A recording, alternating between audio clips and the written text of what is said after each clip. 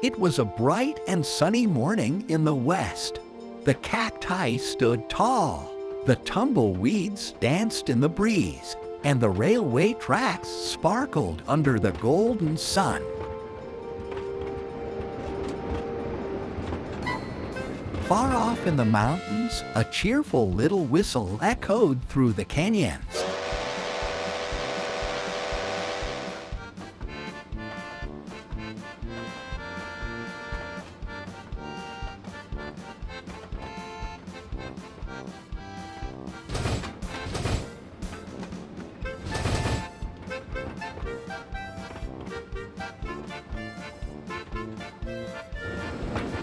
That was Chooper, a small, sturdy engine with a big heart. He lived in a quiet railway town called Silver Track Junction, and today he was on an important journey. "Good morning, sunshine. Another day, another delivery," said Chooper cheerfully as he rolled along. Chooper may have been little, but he was always eager for big adventures. And right behind him, his trusty friends followed close.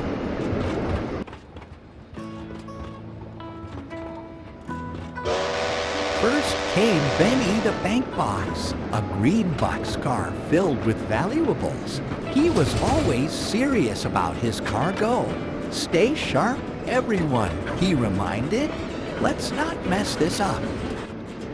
Behind him was Woody, a cheerful wooden car with a story for every mile.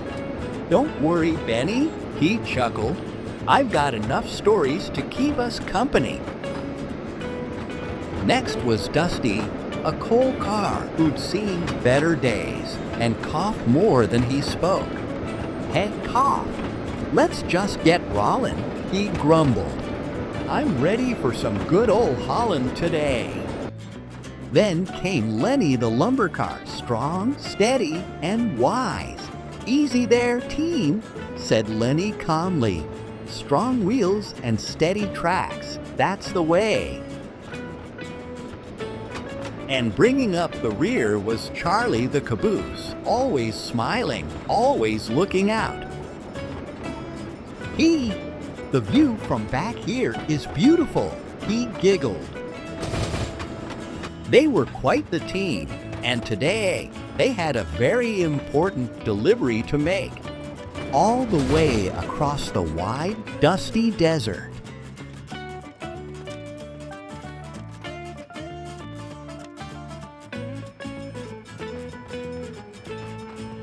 Later that morning, Chooper and his friends arrived at Silver Track Junction. But something was different. Sheriff Ironhat was waiting on the platform, and he didn't look like he was just there to wave hello.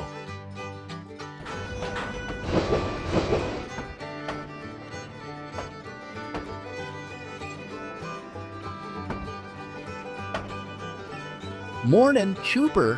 "Mornin', boys," said the sheriff. "I got a mighty important job for you today."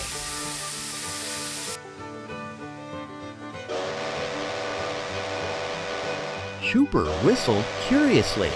He loved helping out, but this sounded serious. "What kind of job, Sheriff?" he asked. "This here's payroll for the miners out in Gold Rock Gulch," said Sheriff Ironhat, "and you're the only engine fast and trusted enough to get it there before sundown." Benny's eyes went wide. "Gold coins?" he gasped. "That's serious cargo. What if someone tries to rob us?"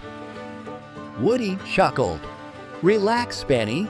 We've got Chooper and me and my best jokes." "Watch out for trouble out there, son," the sheriff warned. "I've heard whispers. Bandits might be planning something." Chooper took a deep breath. "Don't worry, Sheriff. We'll make it through together."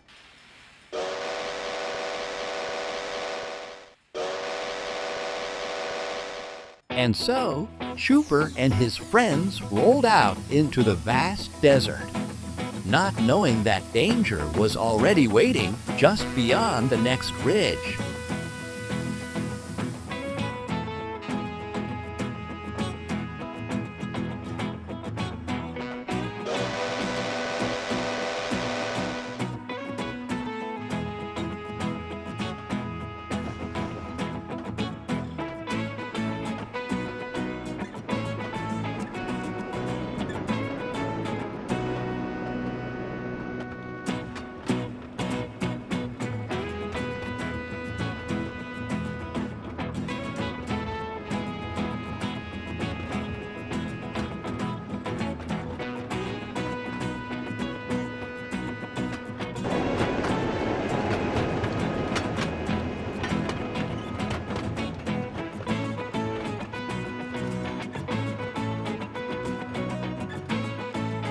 The sun was high, and the desert heat shimmered across the rocky trails.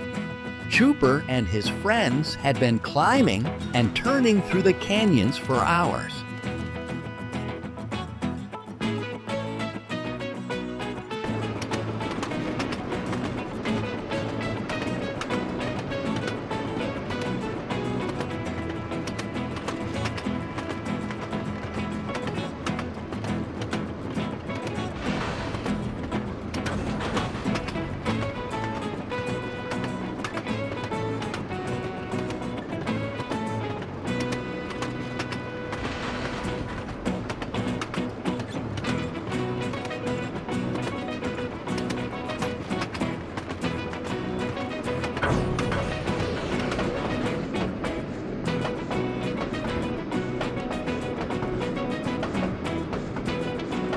Just as they rounded a bend, they heard a strange sound up ahead.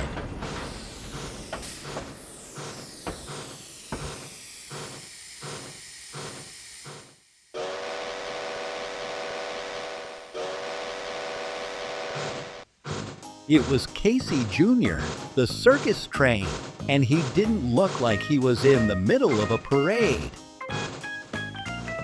"Whoa, trouble up front," said Charlie from the rear. "Looks like a sideshow scramble." "Oh dear," worried Benny. "Is that Casey Jr.? He's hauling so many passengers." "Hang tight, everyone," Chooper called out. "Let's see what we can do."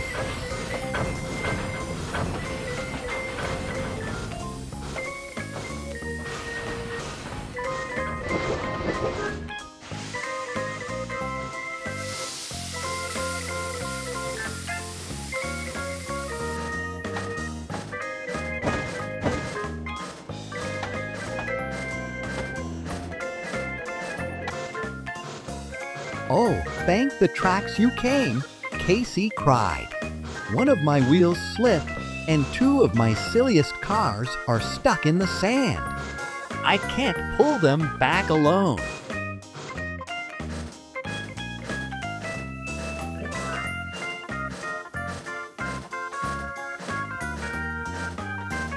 With a deep breath, Chooper gave the call. "All right, gang. On three. 1, 2, 3, push."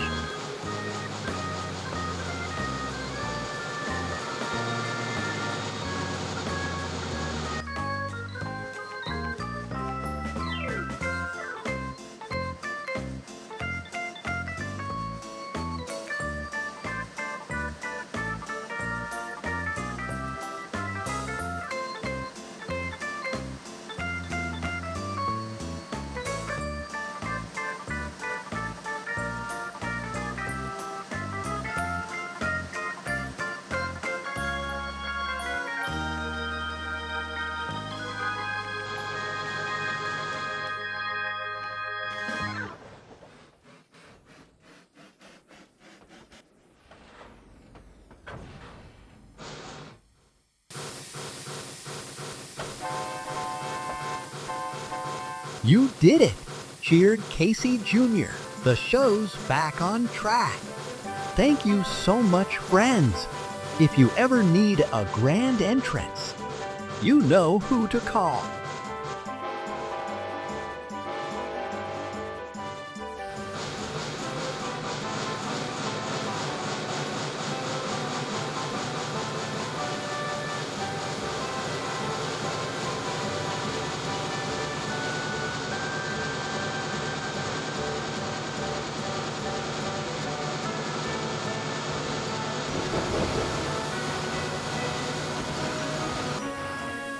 With the circus safe and rolling again, Chuper and his team continued on. But they didn't realize that helping Casey had slowed them down just enough.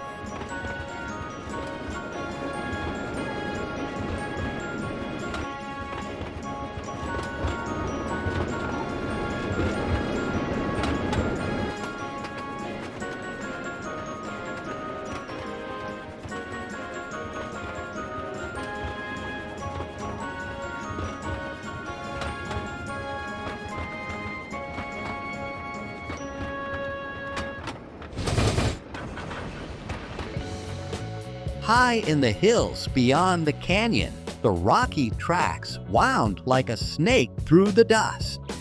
Not far ahead, 3 unfriendly engines were waiting. They weren't waiting to help. They were setting a trap. Meanwhile, Chuper and his crew were chugging up the pass, tired but determined. Goldrock Gulch was just over the ridge.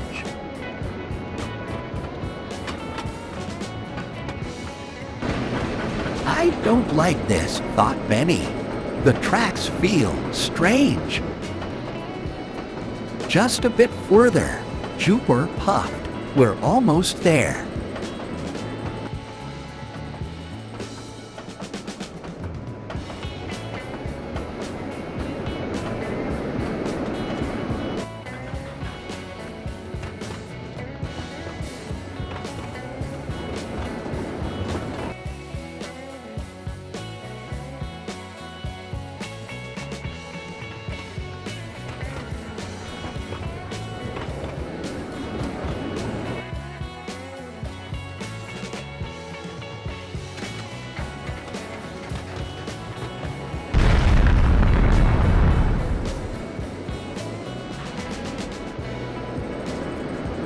In a flash, the crew found themselves off the rails and in the dirt.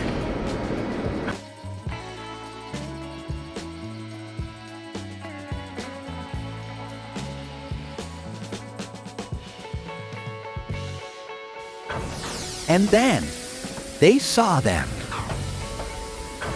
The bandits were coming fast.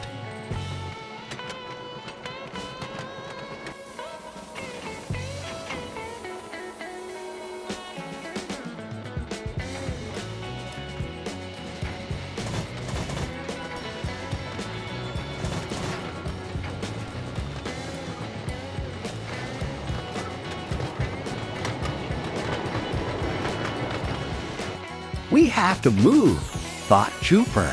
"Now." It was a race against time. The tracks were broken, the bandits were close, and teamwork was their only chance.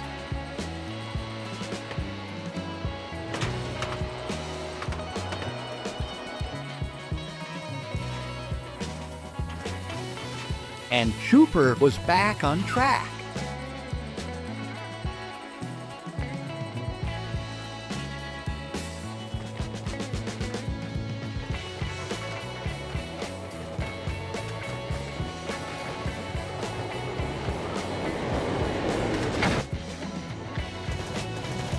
With grit, steam, and a whole lot of heart, Chuper and his friends escaped the trap.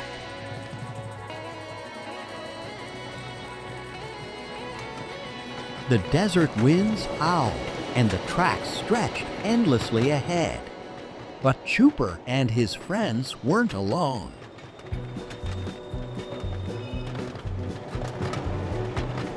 The bandits were close, but not close enough.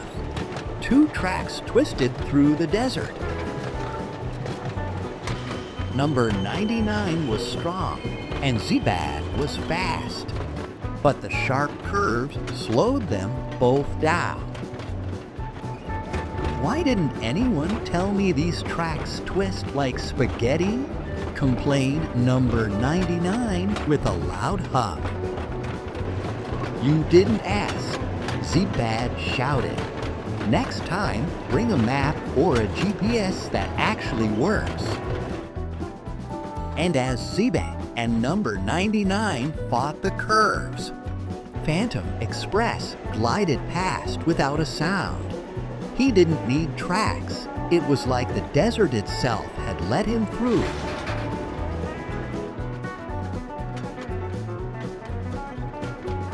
Chooper could feel the danger behind them. He shouted to his friends, "They're still on us. We need a plan fast." Lenny replied, "There's an old canyon fork up ahead. If we time it right, we can lose them."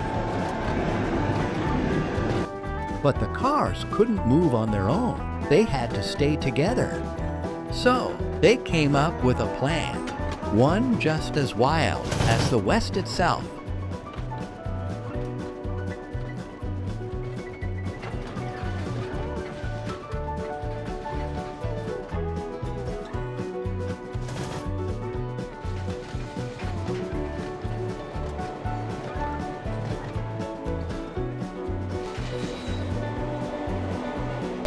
Lenny narrowed his eyes. "Leave him to me," he said.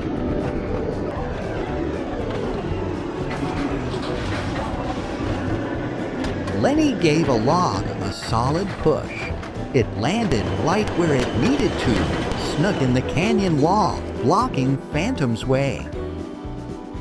Phantom hit the log, lost control, and slid into the dunes. He rolled once, twice, and disappeared beneath the sand. His bell chimed faintly, then silence.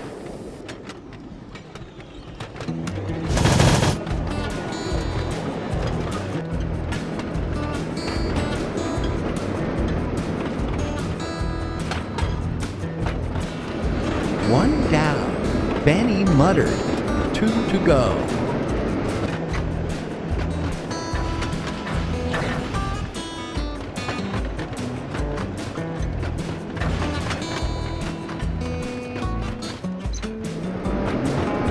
Dusty gave a raspy chuckle.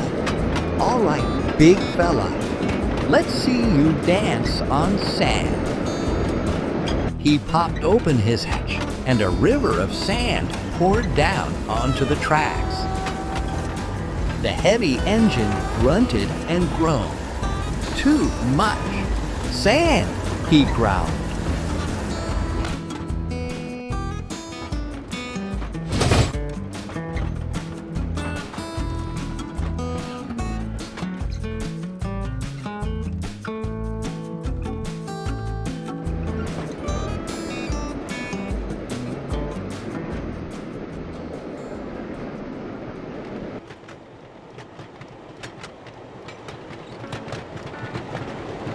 With the others gone, Zebad roared forward, sparks flying from his drill. He was faster now and far more dangerous.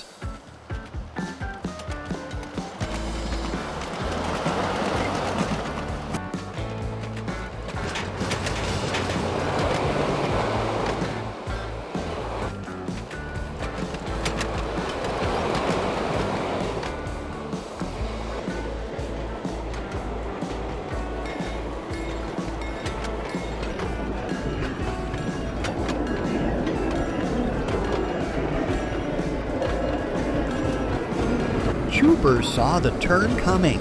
"Sharp curve ahead," he called. Drill engines aren't meant to turn fast. Zebad's wheels screech, then bang. With a puff and a whimper, Zeebad's chase came to a sudden end. At last, the chase was over. The bandits were beaten, and the West was safe, thanks to one little engine and his brave band of friends. Woody let out a laugh. Now that was a wild ride, he said. Charlie the caboose smiled wide. Let's do it again sometime, he added cheerfully.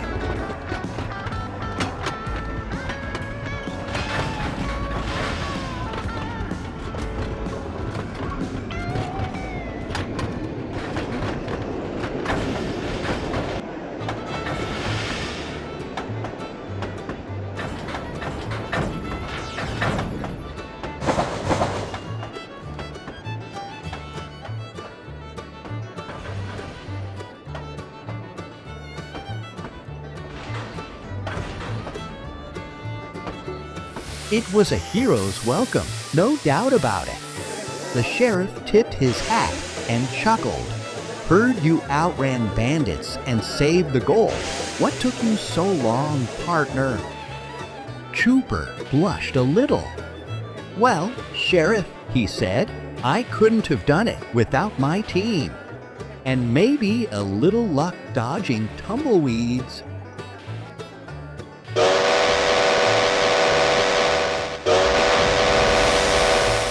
And so, Trooper and his friends rolled home. Not just any train, but a team of heroes. They'd faced dust, danger, and detours, and proved that with heart and teamwork, anything is possible.